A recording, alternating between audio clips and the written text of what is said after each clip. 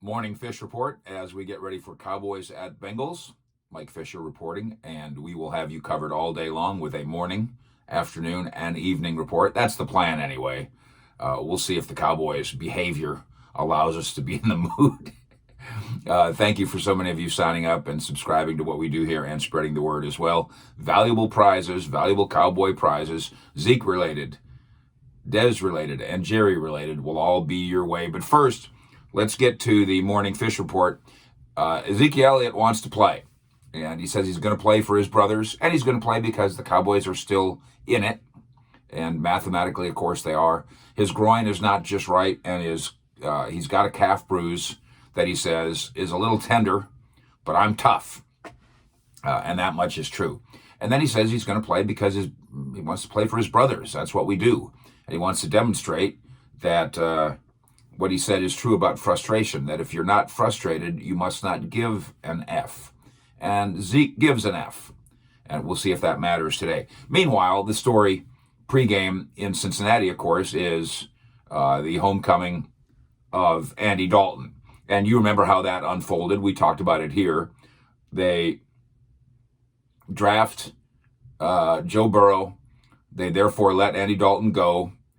He might have been a $15 million quarterback somewhere out there, but he had built his home. He and his lovely wife and their little family had built their home down in the Park Cities. It's not a little home; it's a mansion.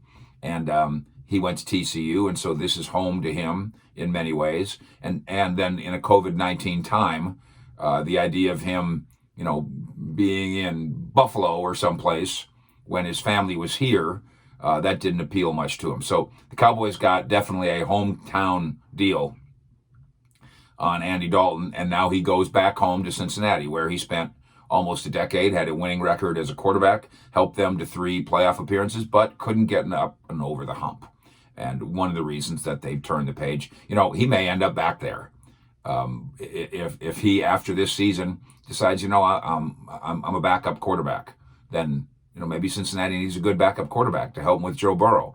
He may end up back here, Andy Dalton, as a backup quarterback, because there's no reason to think Dak's going someplace. The idea was he was going to use this season as a launching pad, Andy Dalton was, to go get a starting job somewhere. This season hasn't exactly been a launching pad in Cincinnati or, of course, in Dallas. We know that the Cowboys are 3-9 going in. The Bengals are 2-9-1.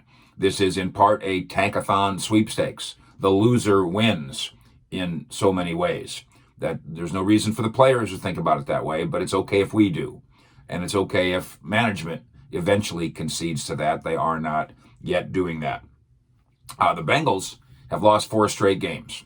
And of course, now they don't have Joe Burrow anymore, so they're worse than ever.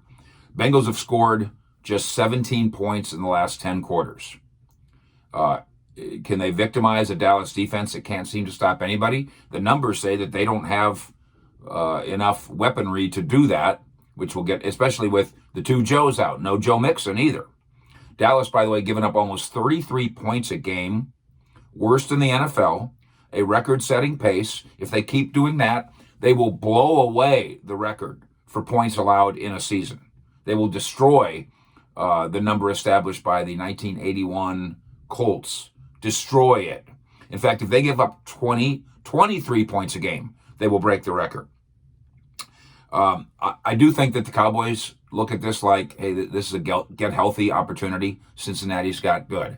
I do think that Cincinnati looks at the Cowboys and says, this is a get healthy opportunity for us too. So to that weaponry, they don't have Joe Mixon. They do have Gio Bernard. Big deal, you say? Big deal if you're the Cowboys, who allow 168 yards per game on the ground. Guess where that ranks in the NFL? You already know that. You've seen the game. And as we've discussed here, some of those 168 yards per game are guys running for 29-yard and 39-yard and 19-yard and 1-yard touchdowns, completely untouched. Bizarre. How about Dallas on offense? Again, there is some weaponry here. Ezekiel Elliott playing. Tony Pollard, I'm sure, has a role. The 3 wide receivers that have star quality Offensive line not in very good shape. But Bengals only have 13 sacks all year. And so will the Bengals put pressure on Andy Dalton? Their numbers say that they really can't do that. How about on special teams? Let's go to the Bengals special teams first. If you watch their Week 12 game against the Giants, you saw the kick return for a touchdown. That tells you they got a little something. Brandon Wilson was the guy that did that. I don't think he's playing today, but that demonstrates that the Bengals have a little something on special teams. But their kicker, Randy Bullock, has missed 3 of his last 5 field goal attempts. You know who that sounds like, don't you? That sounds like the Cowboys kicker, Greg Zuerlein, that can't quite get it straight. And by the way, yes, Greg Zuerlein's kicks missed last week. A couple of them were of the long variety, but that's why he's hired here. He's hired to make 50-yard field goals. That's part of the point. That's why he got paid. That's why they chose him over the other kicker. Remember that doesn't make 50-yard field goals, but he didn't much miss any field goals either inside of 50 yards. So the kicking game is critical today. Critical in part because you work on the assumption that this is going to be a close game, and we'll get to the prediction here in a minute. Dallas leads this series 8-4. Not sure that matters. The Bengals have won 3 of the last 4 in Cincinnati. Not sure that matters. Cowboys have won the last 3 meetings. Not sure that matters. And why? Because these aren't the same teams that have played over the course of the last 20 years or whatever to compile those records. Dallas can't stop anybody, and that's the problem here. I think Andy Dalton can engineer an offense that can score. 17 points against Baltimore. Baltimore's defense is very good. Cincinnati's nothing like that. If you did the same things on offense in this game that you did in that game, you got a chance to score 24 points. That's not unrealistic. It's not unrealistic to think that Andy Dalton plays well. Remember, one of the original ideas here, it wasn't the reason, but it was on the list of reasons. Andy Dalton being here is going to help Dak navigate his way through the AFC division that the Cowboys are playing this year, navigate against the Ravens, navigate against the Steelers, navigate against this team, the Bengals, navigate against the Browns. Well, the Cowboys played well against the Steelers, didn't win. They played horribly against the Browns, didn't win. They played horribly against the Bengals, against the Ravens, didn't win. Will they play horribly today? If they do, they'll lose. They will go up against a quarterback in Ryan Finley. Andy Dalton could look at this like, you chose Ryan Finley over me. He could be inspired by that. That's not exactly what happened. Andy Dalton makes a little money and Ryan Finley makes none at all. That's part of this.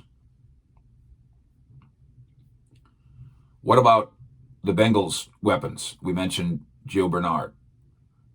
The Cowboys don't have any cornerbacks today. Like Savion Smith is going to be, he might start at cornerback with all the guys who are down. Rashard Robinson. I think Savion Smith and Rashard Robinson will start. And then you're in a nickel defense, so Jordan Lewis. Those are your 3 cornerbacks. Darian Thompson's probably the starting safety along with Xavier Woods. That's an awful secondary. And here comes Boyd, who can beat you as a Bengals wide receiver. And then here comes A.J. Green, who's not what he used to be. But A.J. Green versus Savion Smith, A.J. Green might be what he used to be today, even with somebody named Ryan Finley at quarterback. Prediction. I think Andy Dalton plays well, but the Cowboys don't play well enough. The Cowboys special teams are a roller coaster. Is this the week for the Cowboys special teams to be up? Last week was down, so is this week up? Are they going to get too cute on special teams, too cute on offense, and too confused on defense, where Mike Nolan, the coordinator, very much on the hot seat?